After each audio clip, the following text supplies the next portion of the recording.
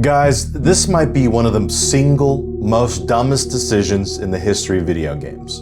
Bungie is deciding to end support and service for the Destiny IP and is essentially banking on Marathon to carry them forward until what? They don't have any more games in the pipeline. Marathon is a spectacular failure. As of June 2026, it has a peak concurrent player count of 11,000 and a low of 4,500. I will say the hard part out loud. This is the end of Bungie.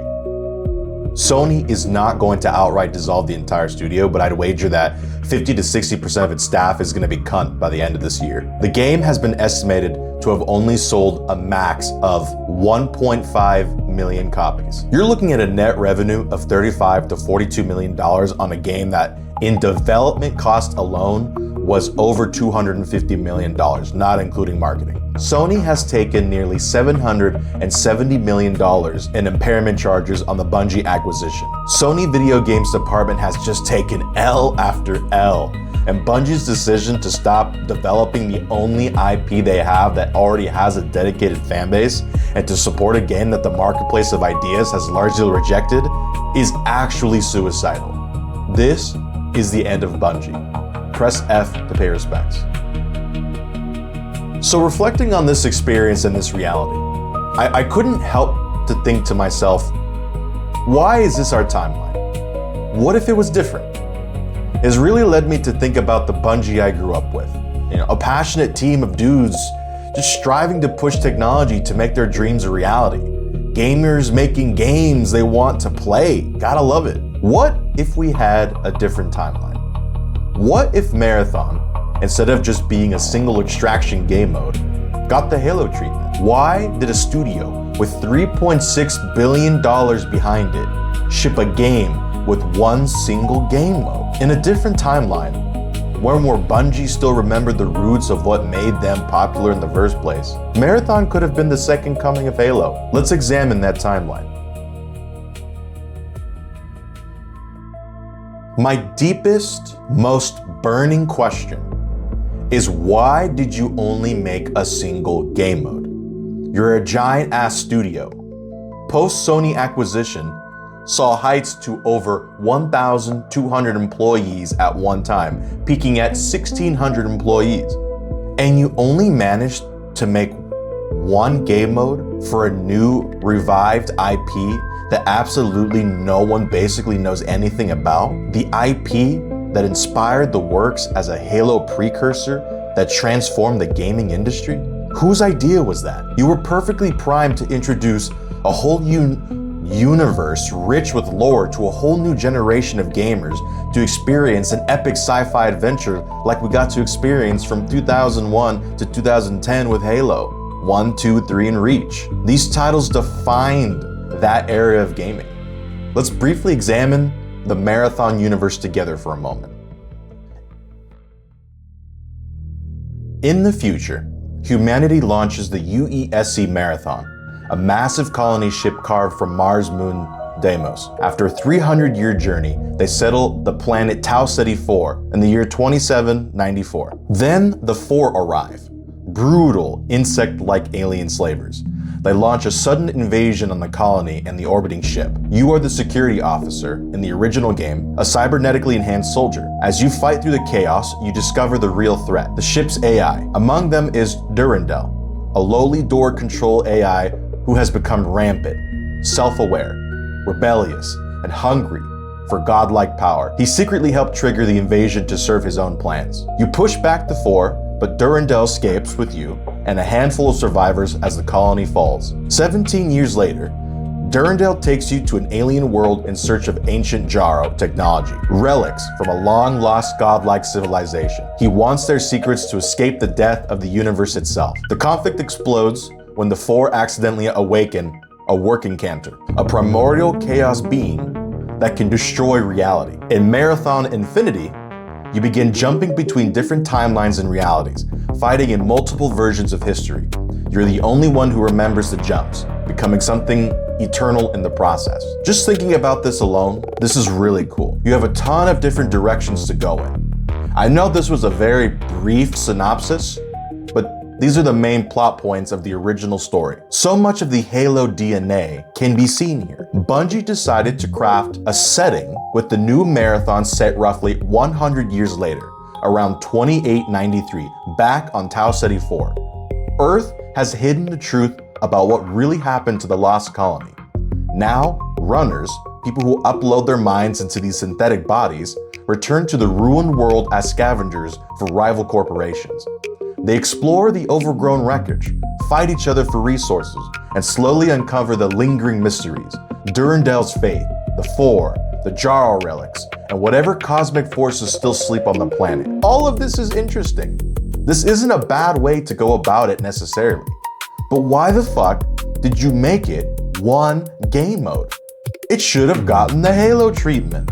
It should have started with a descriptive, narrative-led campaign experience, properly introducing us to a new and exciting complex world filled with ancient powers and aliens and advanced technology. They should have given us memorable character anchors as they progress a story. Remember that? A story? You should have laid down the tracks as an easy entry point to become engaged in this new universe with a memorable set pieces and plot points and character development. You know, all the things that make a good story, to guide us through a journey where we felt like we were actively carving out a path on Tau Ceti 4, and make it 2 to 4 co-op. At the very least, 2-player co-op. Even in 2026, gamers love to play co-op campaigns. We honestly crave that shit. Now let's expand beyond that. You should have shipped the game with 2 main factions, both the UESC security forces that you already have, and you could have introduced a whole new alien faction that came into the sector. Or you could have used the 4 again. But your universe already allows for a completely new and interesting faction that you could have created to come into play. That would have added a ton of new depth to the expanding lore and player experience, and you could have made it more of your own. Now let's talk about a multiplayer component. There's so many different directions that you could have gone on. You know, what would have been the natural evolution from Halo to Destiny and to now Marathon? Well, if you were building a bridge to cater to the previous audience, the smartest thing would have been to have some form of PvP and PvE. Every single Destiny player I've talked to says that raids were one of the best parts of Destiny, in the same way that Space Marine 2 has done it. You could have had a whole new slew of co-op PvE missions that had the complexity of raids in Destiny. The only component change here is removing the looter-shooter aspect. In Space Marine 2, it becomes about leveling up your character and using different classes, and the challenge of it as a whole. This would have been a really smart move for Marathon because it would have allowed you to further expand the exploration of the world, of this brand new universe. Now, what else? You could have added some type of PvP shooting gallery like both Halo and Destiny have, but I feel at this point it gets really old really fast. It's something we've seen for the last, 20 years or so. You know, very similar again to the PvP in Space Marine 2, honestly. It's fun for a couple of rounds, but it doesn't really hold up that well. It's aged. You could have had a firefight-esque game mode like Reach had, but it would need to lean a lot more into the tactical, and it could have definitely have worked. Now let's talk about the extraction mode. It's not a bad idea. For what Marathon is right now, this would have been a really cool 1/3 part of your entire value proposition. Big sprawling maps, tense and dangerous landscapes, PvPvE.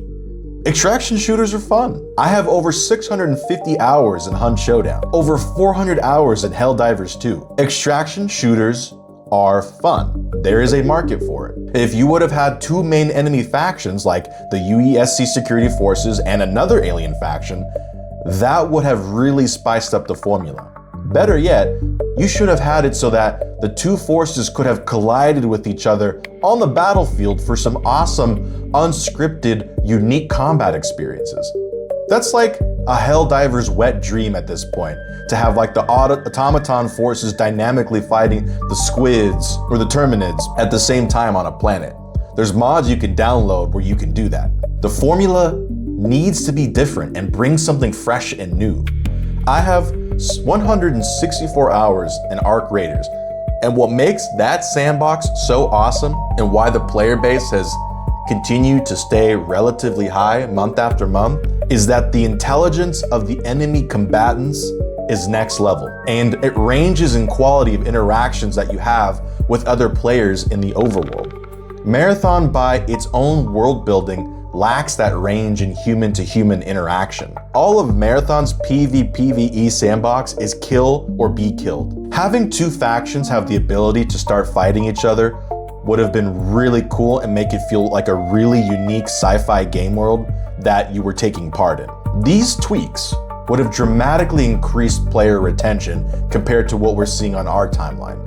This would have been a really solid addition to the package. So let's lay out the alternate timeline again. They could have made a banger, narrative-led co-op campaign that introduced us into the world. Another 1/3 slice could have been this Space Marine style with Destiny raid complexity PvE, where you could have a really awesome and engaging experience. Then you could have had this brand new fresh perspective extraction game mode where you could go and scratch that intense win or lose it all simulator itch that could have had its own unique PvPvE encounters with dynamically dual enemy faction battles, and you could even have overworld events like Destiny had. Extraction shooters are basically just like these 30-minute PvP open world instances where you go and do an objective and leave. The objective itself needs to be fun and worth achieving for some type of progress and some type of system within the game.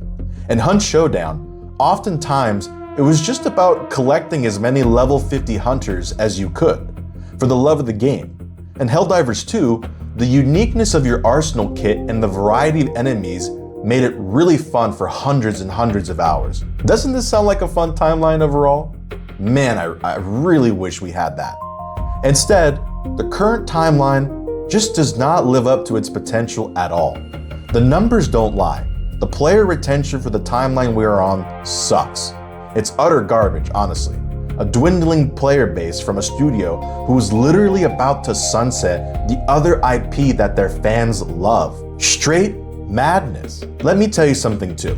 The aesthetics for the current Marathon are a major miss for people, including me. The weird, androgynous synthetic character designs don't inspire at all. They look like the designs of a development team who are based in Seattle. And the weapon designs are god awful. They look like special edition Nerf guns. I mean, every other game's weapon designs that I can think of are way better. In Hunt Showdown, you were a fucking gangster rolling around with the dual Caldwell chain pistols. Remember when you made Halo, Bungie? We will always remember the Needler, the plasma pistol, etc. Marathon's gun designs are so boring. You should have thrown some alien shit in there too. What if we had a whole cool futuristic sci-fi system where you could combine alien technology with the human technology and make some really unique combination of weapons? That would have been really cool. Or at least just designs that look and feel way more iconic.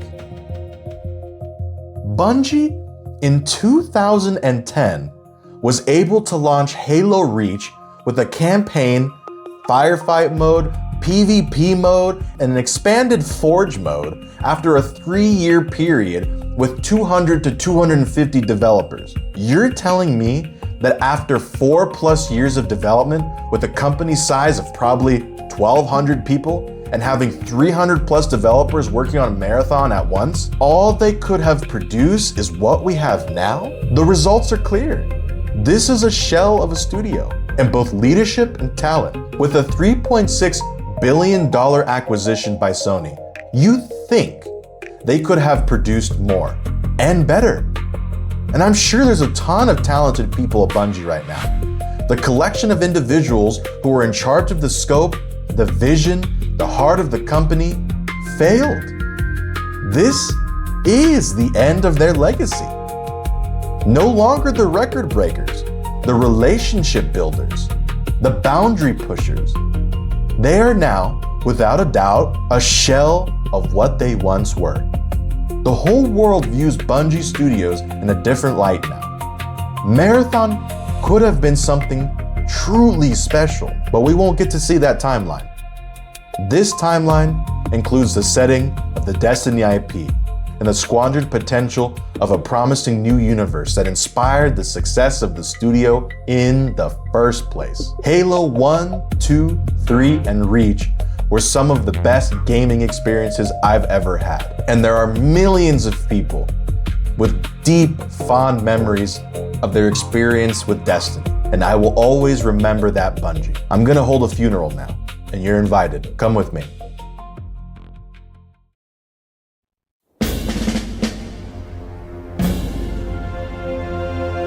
For us, the storm has passed. The war is over. But let us never forget those who journeyed into the howling dark and did not return. For their decision required courage beyond measure, sacrifice, and unshakable conviction that their fight, our fight, was elsewhere.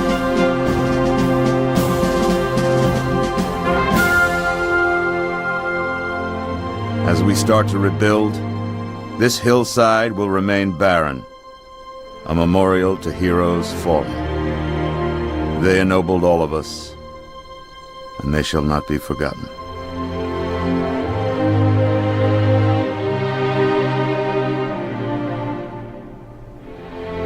Reset! Up!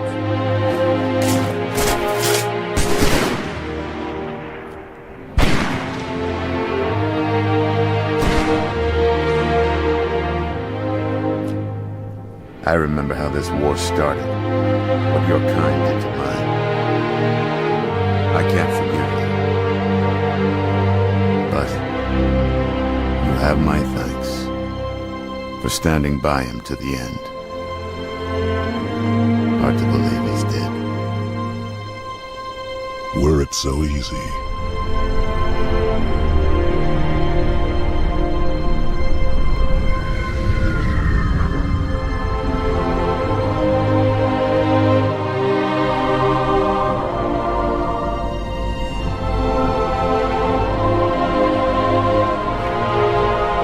Things look different without the Prophet's lies clouding my vision. I would like to see our own world, to know that it is safe. Fear not, for we have made it safe. By your word, Prophet. Take us home.